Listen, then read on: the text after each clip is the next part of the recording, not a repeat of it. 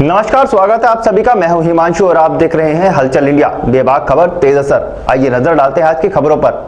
आज सावन का पहला सोमवार और श्रावण मास की शुरुआत भी इसी दिन से हो तो प्रकृति में अच्छा होने वाला है। इस बार श्रावण मास में कुल 5 सोमवार हैं। सावन के महीने में अद्भुत संयोग बन रहा है क्योंकि सावन की शुरुआत का पहला दिन सोमवार है। वहीं सोमवार के अंतिम दिन यानी 3 अगस्त को भी सोमवार का ही दिन है। श्रावण मास को मनोकामनाएं पूरी करने का महीना भी कहा गया है। शास्त्रों के अनुसार भोलेनाथ को ये महीना बहुत प्रिय है और जो भी व्यक्ति सावन के महीने में पूरे विधि विधान से शंकर भगवान की पूजा करते हैं उन पर भोलेनाथ की विशेष कृपा होती है। शास्त्रों के अनुसार पार्वती माता से महादेव ने कहा था कि सावन के महीने में अपने ससुराल हरिद्वार में ही रहेंगे। धार्मिक मान्यताओं के अनुसार सावन का महीना भगवान शिव और विष्णु का आशीर्वाद लेकर आता है। देवी पार्वती ने भगवान शिव को पति के रूप में पाने के लिए पूरे श्रावण मास में कठोर तप करके भगवान शिव को प्रसन्न किया था। दाम्पत्य जीवन की खटास दूर करने के लिए पति पत्नी को मिलकर पूरे श्रावण मास दूध, दही, घी, शहद और शक्कर पंचामृत से भगवान शिव शंकर का अभिषेक करना चाहिए। सोमवार है, मैंने शिव जी से यही मांगा है कि ये वायरस हमारी दुनिया से इस वायरस से हम लोग बहुत परेशान हैं। ना कहीं जा रहे हैं मंदिर वगैरह और ये भी बड़ी मुश्किल से आने के लिए घर से बाहर रहेंगे और ये भी हम बहुत मुश्किल से मंदिर आए हैं भगवान से मिलने के किसी से। तो यही मैं प्रार्थना करती हूँ शिव जी से कि शिव जी प्लीज़ हमारे यहाँ से कोरोना वायरस को। भीड़ तो हो रही है लेकिन जो व्यवस्थाएं बनाई गई है सोशल डिस्टेंसिंग के हिसाब से, जैसे आप देख रहे हैं गोले बनाए गए हैं, हैंड सैनिटाइजर रखा हुआ है और जहाँ से गेट से घुस रहे वहाँ पर भी हाथ धोने के लिए साबुन वगैरह रखा हुआ है।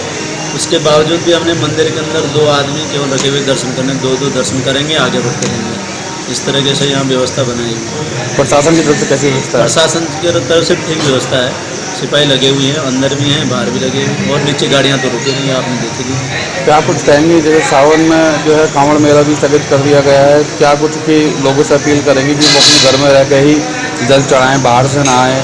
हाँ, हमारी तो यही अपील है, अपने घरों में रहें, महादेव का जितना हो सके जाप करें, ओम नमः शिवाय का जाप करें।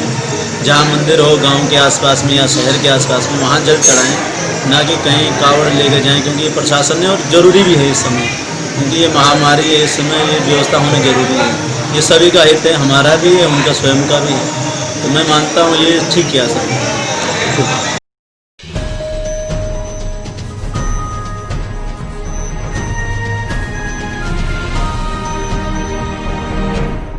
मुजफ्फरनगर की नई मंडी कोतवाली पुलिस ने शांति नगर कॉलोनी में बीती 30 जून को ही फाइनेंसर की हत्या का सनसनीखेज खुलासा करते हुए मृतक फाइनेंसर के लापता दोस्त का शव भी पुलिस ने बरामद कर लिया है। इस डबल मर्डर मामले में पुलिस ने 3 लोगों को गिरफ्तार किया है, जबकि हत्या का षड्यंत्र रचने वाले मेन अभियुक्त सहित अभी 4 लोग इस मामले में फरार चल रहे हैं, जिनकी गिरफ्तारी के लिए आला अधिकारी द्वारा कई टीमें लगा दी गयी है। पकड़े गए हत्यारों से पुलिस ने हत्या में प्रयुक्त एक मोटरसाइकिल और सेंट्रो कार भी बरामद की है। हत्या का कारण 2 सौतेले भाइयों में प्रॉपर्टी का विवाद होना बताया जा रहा है। दरअसल बीती 30 जून को नई मंडी कोतवाली क्षेत्र की शांति नगर कॉलोनी स्थित एक मकान में पुलिस ने शामली निवासी एक युवक अमित का शव बरामद किया था, जिसकी बेरहमी से हत्या की गई थी। मृतक अमित अपने एक दोस्त अन्नू उर्फ अनुज के साथ मिलकर मुजफ्फरनगर में लोगों को ब्याज पर पैसे देने का काम करता था। घटना के बाद से मृतक फाइनेंसर अमित का दोस्त अनुज भी लापता चल रहा था, जिसके चलते मृतक अमित के परिजनों ने अनुज पर हत्या का शक जाहिर किया था। इस पूरे मामले में खुलासे के लिए मुजफ्फरनगर एसएसपी अभिषेक यादव द्वारा कई टीमें लगाई गई थी, जिसके चलते 5 जुलाई रविवार को पुलिस ने लापता अन्नू उर्फ अनुज का शव भी बडेड़ी गांव के जंगल से बरामद कर लिया था। इस डबल मर्डर के मामले में पुलिस ने 3 लोगों सागर, गौरव और मोहित को गिरफ्तार किया है, जबकि अभी इस मामले में 4 लोग नरेंद्र, हिटलर, अमित और नितिन फरार चल रहे हैं, जिनकी गिरफ्तारी के लिए कई टीमें लगा दी गई हैं। पकड़े गए हत्यारों के पास से पुलिस ने हत्या में प्रयुक्त एक बाइक और सेंट्रो कार भी बरामद की है। इस मामले का सनसनीखेज खुलासा करते हुए एसएसपी अभिषेक यादव ने बताया कि मृतक अन्नू उर्फ अनुज और अमित दोनों एक फाइनेंसर का काम करते थे। अनुज का उसके सौतेले भाई नरेंद्र से प्रॉपर्टी को लेकर कुछ विवाद चला रहा था, जिसके चलते नरेंद्र ने अपने साथियों के साथ मिलकर 30 जून को अमित और अनुज की हत्या कर दी। बहरहाल पुलिस ने जहां गिरफ्त में तीनों हत्यारों को पूछताछ के बाद जेल भेज दिया है, तो वहीं अब पुलिस बाकी हत्यारों की तलाश में भी जुट चुकी है। देखिए, ये 30 जून को एक मंडी थाना क्षेत्र में डेड बॉडी मिली थी अमित नाम के व्यक्ति की, जिसमें एक दूसरा व्यक्ति जो उसका दोस्त था और उसी घर में रहता था, अनुज चौधरी, वो गायब था। उस समय हत्या का मुकदमा दर्ज किया गया था। इसमें मंडी थाने की पुलिस के द्वारा संपूर्ण घटना का अनावरण किया गया है, जिसमें जो दूसरा उसका दोस्त है, क्योंकि शुरू में माना जा रहा था कि उसके द्वारा उनकी हत्या की गई है, उसकी स्वयं की भी हत्या की गई है। अन्नू और अनुज की डेड बॉडी बरामद हुई है। अन्नू का अपने ही भाई के साथ, मतलब बेसिकली नरेंद्र जो कि मेन अक्यूज है, उसके फादर ने अन्नू को गोद लिया था उसी के बीच में नरेंद्र कुछ साल पहले बुलंदशहर से 5 साल के लिए जेल गया, जिस समय अन्नू ने उसके सारे जो कारोबार है जिसमें बेसिकली जिम है और उसके परिवार को संभाला, उसकी मदद करी, सारी चीज़ें करी। जब ये बाहर आया तो क्योंकि वो जिम नरेंद्र का था तो इनका पैसों को लेकर विवाद हुआ, उसमें कई बार बातचीत चल रही थी, विवाद अभी चल ही रहा था, फैसला भी हुआ लेकिन वो विवाद अभी चल ही रहा था, उसके ऊपर बार बार इनकी बात चल रही थी।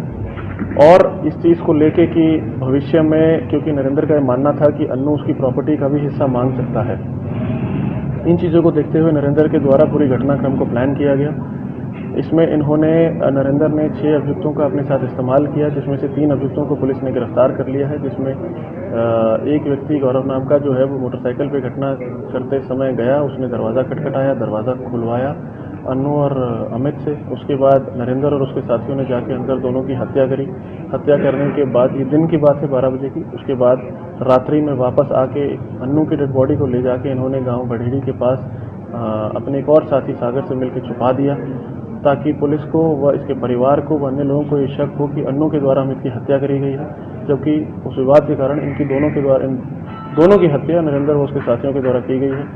संपूर्ण घटनाक्रम में इस्तेमाल हुई मोटरसाइकिल, सेंट्रो कार व 3 अभियुक्त जो इस पूरी घटनाक्रम में शामिल हैं उनको गिरफ्तार किया गया है। अभी जो अभियुक्त फरार हैं उनके लिए मुजफ्फरनगर की विभिन्न थानों की टीम्स और हमारी क्राइम टीम लगी हुई है, बहुत जल्दी अभियुक्तों को भी गिरफ्तार किया जाएगा। सर कौन कौन फरार है? देखिए, अभी नरेंद्र और उसके साथ के जो 2 अपराधी हैं, हिटलर, अमित पंडित और एक जो उनके साथ बाद में फाइनली रहा नितिन, ये 4 लोग फरार हैं। 3 अभियुक्त इसमें गिरफ्तार हो गए हैं, सागर, मोहित उर्फ मामा और गौरव पंडित। हत्या कैसे करी? देखिए, इन दोनों की ही हत्या का जो खुलासा है वो पोस्टमार्टम रिपोर्ट में नहीं हो पाया है। दोनों का बिसरा प्रिजर्व किया गया है। इसमें एक पॉसिबिलिटी ये है कि इनको किसी प्रकार का पॉइजन देके मारा गया है, लेकिन क्योंकि अभी वो बिसरा प्रिजर्व करते हुए फोरेंसिक एनालिसिस के लिए भेजा गया है, तो जैसी उसकी रिपोर्ट आएगी इसमें जो भी चीज़ें सामने आती हैं उसको आगे आपके समक्ष रखा जाएगा।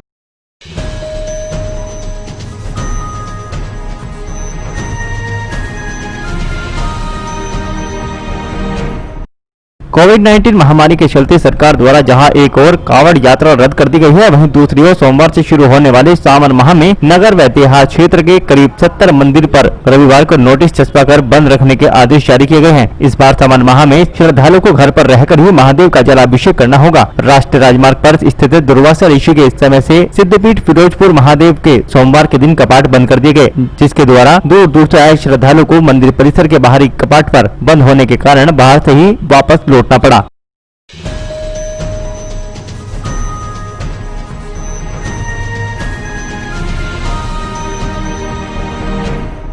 मुजफ्फरनगर के शाहपुर क्षेत्र के गांव सोरम में सावन के पहले सोमवार को लेकर मंदिरों के कपाट बंद रहे। पुजारी द्वारा बताया गया कि सभी लोग अपने घरों में रहकर ही पूजा पाठ कर रहे हैं। मंदिर पुजारी ने बताया कि अनलॉक 2.0 को लेकर सरकार के जो निर्देश मिले हैं उनका पालन किया जा रहा है, आगे भी इसी तरह पालन करते रहेंगे।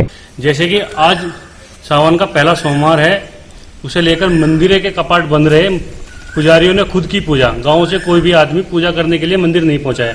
आइए इस बारे में जानकारी लेते हैं पुजारी से। पुजारी जी, जैसे आज सोमवार है पहला सावन का, तो इस बारे में आप क्या कहना चाहेंगे? इसे सरकार की अनुमति द्वारा जब मंदिर में बाहर के लोग आने के लिए बंद है, इसीलिए पाठ पूजा चली रही है, लेकिन खुद मैं अपना आप कर रहा हूँ। बाहर से कोई आदमी नहीं आ?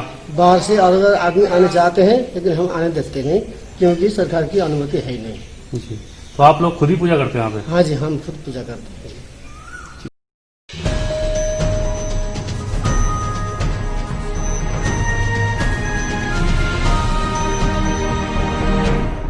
मुजफ्फरनगर जनपद के कस्बा चरथावल के निकट स्थित जिला सहकारी बैंक में अज्ञात चोरों ने चोरी का प्रयास किया। चोरों ने बैंक में लगे लॉकर को तोड़ने का प्रयास किया तथा बैंक में लगे कंप्यूटर सिस्टम में भी छेड़खानी की। सुबह बैंक खुलने पर बैंक मैनेजर ने इसकी सूचना पुलिस को दी। सूचना मिलते ही पुलिस मौके पर पहुंची और छानबीन शुरू कर दी। वहीं सीसीटीवी फुटेज भी खंगालने शुरू कर दिए गए हैं। दरअसल पूरा मामला मुजफ्फरनगर जनपद के थाना चरथावल के निकट स्थित जिला सहकारी बैंक का है, जहाँ अज्ञात चोरों ने बैंक में घुसकर चोरी का प्रयास किया। चोरों ने बैंक में लगे लॉकरों को भी तोड़ने का प्रयास किया तथा बैंक में लगे कंप्यूटर सिस्टम में भी छेड़खानी की गई। आज बैंक खुलने पर बैंक का नजारा देख बैंक मैनेजर ने तुरंत इसकी सूचना पुलिस को दी। मौके पर पहुंची पुलिस ने जांच पड़ताल शुरू कर दी है। वहीं पुलिस ने छानबीन करते हुए सीसीटीवी फुटेज भी खंगालने शुरू कर दिए हैं। तो हम लोग जैसे सुबह आए तो गेट खोला, गेट खोल के यथावत अंदर प्रवेश हुए। इससे पहले हमारे ये साथी आ गए थे, हम दोनों पे चाबी रहती है क्योंकि जो अलग अलग जगह इधर उधर से आते हैं ना। तो जैसे गेट खोला तो गेट के अंदर घुसे, अंदर जाके देखा तो हमारा जो भी सर्वर है, सर्वर अलग रखा हुआ है, उसके साथ छेड़छाड़ी की, सारा सामान बिखरा हुआ था। और इसके अलावा जो हमारा डबल लॉक है उसके ऊपर किसी ने हथौड़ों वगैरह से चोट करी है। जो हमारा जो डबल लॉक है क्षतिग्रस्त कर दिया गया है, जो खुल भी नहीं रहा है। इसकी सूचना हमने तत्काल एसओ साहब को दी, संबंधित थाना अध्यक्ष को, और अपने मुख्यालय जीएम साहब को अवगत करा दिया है। तो तत्काल पुलिस मौके पर आ गई, उन्होंने छानबीन करके चारों तरफ वो इंक्वायरी कर रहे हैं। चोरी क्या सामान हुआ? हाँ, चोरी अभी तो कुछ भी नजर नहीं आ रहा क्या गया है, क्योंकि हमारा जब डबल लॉक खुलेगा इसके बाद ही हम मुख्यालय से आ रहा है। क्या लोग को तोड़ने का प्रयास किया गया? प्रयास किया गया है, लेकिन अभी ऐसा संभावना नहीं लग रही।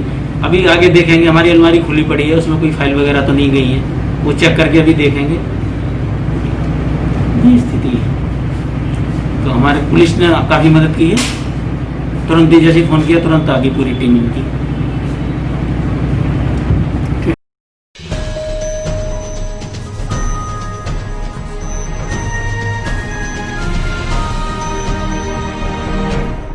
मुजफ्फरनगर जनपद के कस्बा चरथावल के रोहाना मार्ग पर स्थित किड्स हेवन पब्लिक स्कूल में विद्यालय परिसर में एक अभिभावक व प्रबंधक समिति की गोष्ठी का आयोजन किया गया। इस संगोष्ठी के अंतर्गत शैक्षिक संवर्धन, ऑनलाइन कक्षा संचालन, मासिक परीक्षा, ऑनलाइन कक्षा से संबंधित समस्या एवं सुझाव, कक्षा 11 में प्रवेश, विद्यालय में शुल्क जमा कराने व कोरोना काल में बच्चों व बड़ों के बचाव हेतु आदि महत्वपूर्ण बिंदुओं पर चर्चा की गई। इस संगोष्ठी से पूर्व कोरोना वायरस नामक वैश्विक महामारी काल में सभी की सुरक्षा को ध्यान में रखते हुए पूरे विद्यालय को एक दिन पूर्व ही सैनिटाइज कराया गया। विद्यालय में संगोष्ठी के दौरान सभी अभिभावकों को सामाजिक दूरी, मास्क, सैनिटाइजर, थर्मल स्कैनिंग आदि सभी सुविधाएं उपलब्ध कराई गई। प्रधानाचार्य शोएब अहमद, चेयरमैन सुनील कुमार धीमान, विद्यालय की संस्थापिका सुनीता धीमान, स्कूल के प्रबंधक सत्य प्रकाश धीमान आदि के द्वारा सभी अभिभावकों से वार्ता की गई तथा साथ ही ऑनलाइन कक्षा संचालन, समस्या सुझाव आदि पर महत्वपूर्ण चर्चा की गई। इस संगोष्ठी में अभिभावक प्रबंध समिति की बैठक के दौरान जून माह की ट्यूशन फीस को पूर्णतः माफ किया गया। स्कूल के वार्षिक चार्ज में भी छूट देने का निर्णय लिया गया। अगले शासनादेश तक कक्षाओं का ऑनलाइन संचालन तथा विद्यालय खुलने पर बच्चों की सुरक्षा हेतु सामाजिक दूरी, मास्क, सैनिटाइजर, थर्मल स्कैनिंग आदि सुविधाएं उपलब्ध कराने, विद्यालय को प्रतिदिन सैनिटाइज कराने से संबंधित बिंदुओं पर चर्चा की गई। विद्यालय प्रांगण में लॉकडाउन के नियमों का पालन करते हुए एक पेरेंट मैनेजमेंट गोष्ठी का आयोजन किया, जिसमें हमने स्कूल फीस, ऑनलाइन कक्षाओं का संचालन कैसे हो आदि विषयों पर चर्चा की। इस मीटिंग से एक दिन पूर्व विद्यालय प्रांगण को पूरी तरह सैनिटाइज किया गया और अभिभावकों की राय लेकर उनकी परिस्थितियों को देखते हुए जून माह की फीस पूर्णतः माफ की गई। वार्षिक शुल्क में भी कटौती की गई और अप्रैल और मई की ट्यूशन फीस में भी कटौती की गई। इसके अलावा विद्यार्थियों के भविष्य को उज्जवल बनाने के लिए की कामना की गई। धन्यवाद।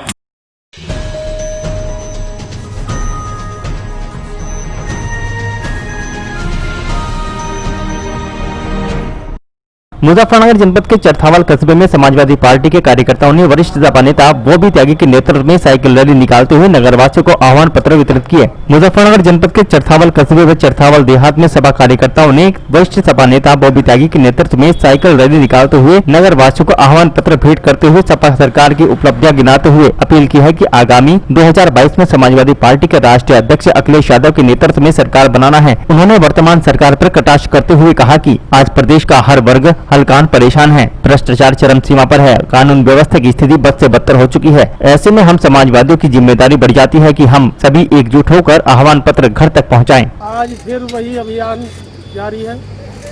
आह्वान पत्र को जन जन तक पहुंचाना है। अखिलेश यादव जी के आदेश को पालन करते हुए आज चरथावल कस्बा और चरथावल देहात किया है हम, और हमें उम्मीद है कि हम हर जनता तक हमारी आवाज़ पहुँच रही है, अखिलेश यादव जी की आवाज़ पहुँच रही है। ये जन जन पत्र, वो आह्वान पत्र हर जनता तक हम पहुँचाने का काम करें।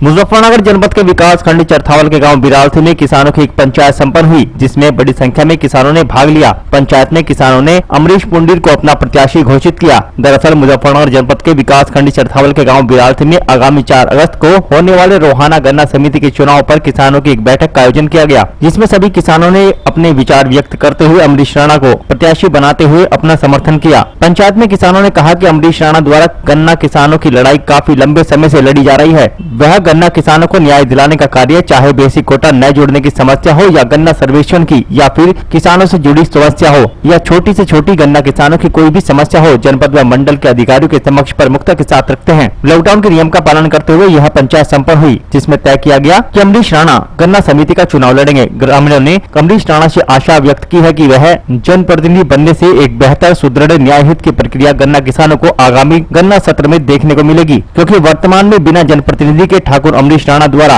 किसान हित में काफी कार्य किए गए हैं। इस मौके पर अमरीश राणा, राजवीर शास्त्री, रूप सिंह, रामवीर, बबलू राणा, ओमपाल, श्रीपाल, राम कुमार, सतीश कुमार, विक्रम सिंह, संदीप, शेरपाल, विनोद कुमार, संजू आदि ग्रामीण मौजूद रहे। आज हमारे गांव बिरालसी में गन्ना किसानों की एक बैठक हुई, जिसमें उन्होंने हमें चुनाव में प्रत्याशी बनाने पर विचार किया और ये हमें जिम्मेदारी सौंपी गई, जबकि हमारा किसानों से कहना है कि ये काम तो हम वैसे भी करते आए हैं, समाज सेवा के या गन्ना किसानों के या मजदूरों के। आप हमें ये जिम्मेदारी न सौंपकर किसी और को प्रत्याशी बनाएं।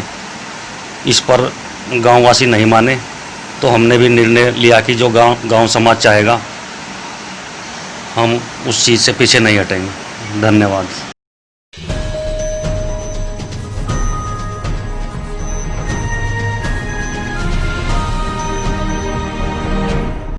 भारत के प्रधानमंत्री नरेंद्र मोदी के आत्मनिर्भरता की मुहिम से प्रेरणा लेकर हरिद्वार की एक संस्था ने स्थानीय महिलाओं को स्वावलंबी और स्वरोजगार का एक नया अवसर दिया है। इन महिलाओं ने कोरोना काल के संकट में घर पर ही घरेलू उत्पाद बनाकर एक नई मिसाल पैदा की है। आपको बता दें कि 22 मार्च से लॉकडाउन के बाद देश में लगातार लॉकडाउन जारी है और कोरोना के मामले 6 लाख के आसपास पहुँच चुके हैं और इस समय घरों में कैद होकर अपना रोजगार खोकर जो महिलाएं मानसिक रूप से परेशान हो चुकी थी, उनको ही माँ कामाख्या ट्रस्ट द्वारा स्वावलंबी और स्वरोजगार बनाने का रास्ता दिखाया गया है। इन महिलाओं ने अचार, पापड़, नमकीन जैसे घरेलू उत्पाद बनाकर आत्मनिर्भरता का एक मिसाल पैदा की है। महिलाओं ने बताया कि भारत के प्रधानमंत्री ने देश की जनता से जैसे आह्वान किया है, उसी की तर्ज पर उन्हीं से प्रेरणा लेकर हम लगातार अपने आप को आगे बढ़ा रहे हैं और इसके लिए अब जरूरी है कि लोग हमारे उत्पाद खरीदें। समाज सेवी अजय चतुर्वेदी ने कहा कि घरेलू उत्पाद साफ सुथरे और घर जैसे हैं, जरूरत है तो सिर्फ लोगों का रुझान इनकी ओर आए। अभी तो हमने शुरू करने के लिए सिर्फ 4 से 5 महिलाएं हमारे पास इकट्ठी हुई हैं। इसके बाद हमारा और प्रयास है, अभी हमने शुरुआत ही की है, हमारा और प्रयास है 10 से 12 महिलाएं और हमारे साथ जुड़ने के लिए तैयार हैं।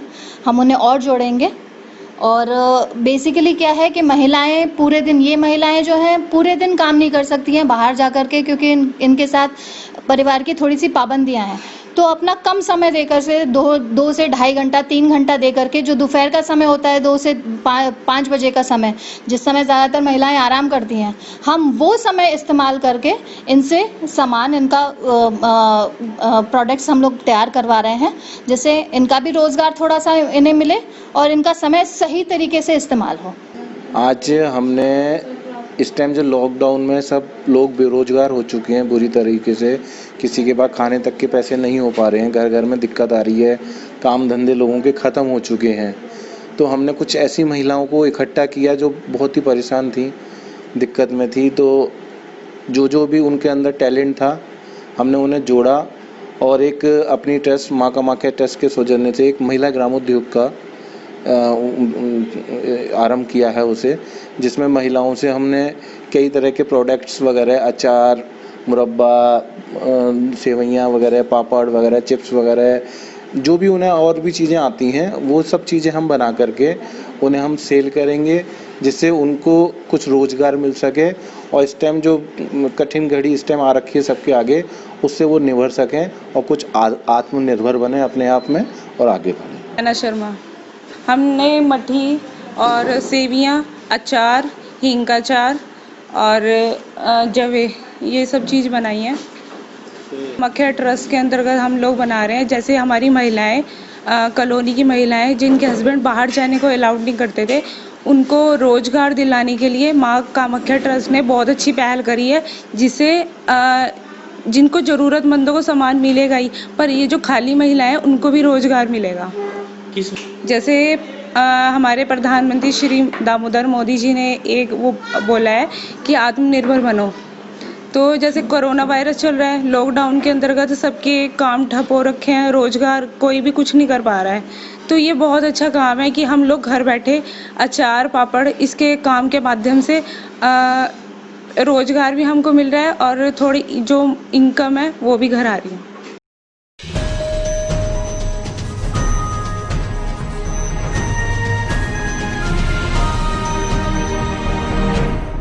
मुजफ्फरनगर के पुरकाजी कस्बे के सभी कॉलोनी में मोहल्ले एवं वार्ड में समाजवादी पार्टी द्वारा साइकिल चलाकर आह्वान पत्र बांटने का कार्यक्रम किया गया। आपको बता दें कि पुरकाजी में समाजवादी पार्टी के राष्ट्रीय अध्यक्ष अखिलेश यादव द्वारा चलाए जा रहे कार्यक्रम समाजवादी पार्टी का आह्वान के तहत पुरकाजी के घास मंडी, खादर चौराहा, रोडवेज बस स्टैंड से होते हुए कस्बे के सभी मोहल्लों एवं वार्ड में साइकिल चलाकर आह्वान पत्र बांटने का कार्यक्रम किया गया। कार्यक्रम की शुरुआत पूर्व विधायक अनिल कुमार एवं पुरकाजी नगर अध्यक्ष मोहम्मद अफजाल ने झंडा दिखाकर की। साइकिल चलाने वालों में पूर्व नगर अध्यक्ष मुर्तजा हैदर, पूर्व नगर अध्यक्ष मोहम्मद सुलेमान, आजाद फरीदी, जसविंदर सिंह खालसा, बीर सिंह, सलामत, इकबाल बाला, सलीम मेंबर आदि मौजूद रहे, जिन्होंने क्षेत्र में 11 बजे से दोपहर 1 बजे तक साइकिल चलाई एवं जनता व दुकानदारों को समाजवादी पार्टी की नीतियों एवं भाजपा के दुष्प्रचार से अवगत कराया। पूर्व विधायक अनिल कुमार ने बताया कि समाजवादी पार्टी इस कार्यक्रम को लगातार जारी रखेगी एवं जनता को भाजपा की विघटनकारी नीतियों से अवगत भी कराने का काम करेंगे। हमारी पार्टी के राष्ट्रीय अध्यक्ष माननीय अखिलेश यादव जी के निर्देश पर पूरे प्रदेश के अंदर ये कार्यक्रम चल रहा है, जो पार्टी की तरफ से आह्वान पत्र आया है, जिसमें हमारी पार्टी की सभी नीति रीति सब उसमें समाहित है। उस आह्वान पत्र को हम जो है जन जन तक पहुँचाने का काम कर रहे हैं। हमारी पार्टी की जो नीतियाँ हैं उनको जन जन तक पहुँचाने का काम कर रहे हैं। पार्टी का निर्देश है, हम क्योंकि कोरोना काल है, इसमें 5 साइकिल हमारे जो कार्यकर्ता 5 कार्यकर्ता साइकिल पर सवार होकर उस जो हमारा आह्वान पत्र है ये है, इसको जो है हम लोग जन जन तक पहुँचाने का काम करें। इसमें जो है सारी बातें जो है इसमें लिखी हुई हैं कि माननीय राष्ट्रीय अध्यक्ष ने अपने कार्यकाल में कितने काम किए हैं और मौजूदा सरकार जो भाजपा के सेंटर में है और उत्तर प्रदेश में है वो किस प्रकार कैसे काम कर रही है, वो सारी बातें इसके अंदर हैं। इन सब बातों को लेकर हम जो है लोगों के बीच में जा रहे हैं। ये कार्यक्रम कई दिन से चल रहा है और लगातार चलता रहेगा। अच्छा विधायक जी, पुरकाजी विधानसभा में कितनी जगह प्रोग्राम रखते हैं आज आपने? पुरकाजी विधानसभा आज एक प्रोग्राम तो एक कस्बे का है, इसके बाद में रंडावली में हमारे जो ब्लॉक अध्यक्ष हैं धीर सिंह प्रधान जी, उनके नेतृत्व में प्रोग्राम आगे है, वहाँ भी हम लेटर देने का काम करेंगे हम कार्यकर्ताओं को। उससे पहले भी 4-5 दिन से लगातार जो है हम लोग इस कार्यक्रम को अटेंड कर रहे हैं और लोगों के बीच में जाकर अपनी जो पार्टी की जो नीतियाँ हैं उनको जो है जन जन तक पहुँचाने का काम कर रहे हैं।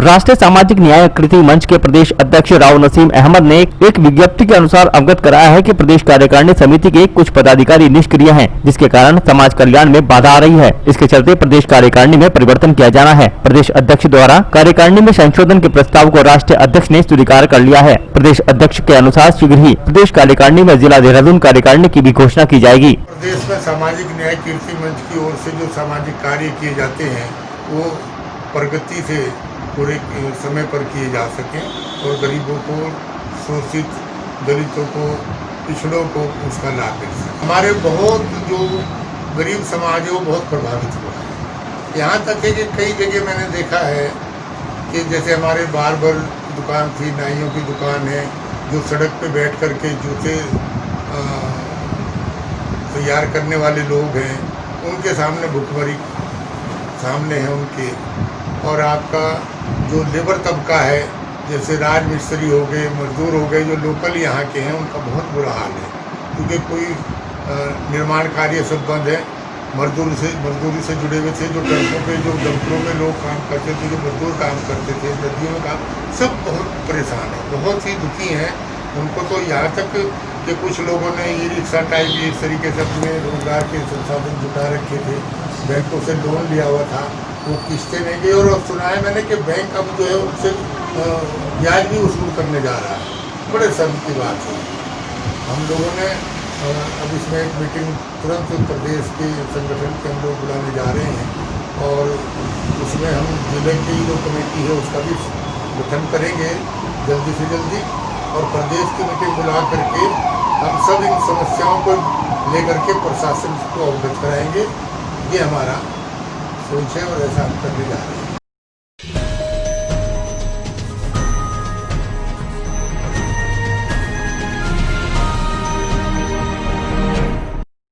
आज के बुलेटिन में इतना ही। कल फिर होंगे हाजिर कुछ नई और ताजा खबरों के साथ। देखते रहिए हलचल इंडिया, बेबाक खबर तेज असर।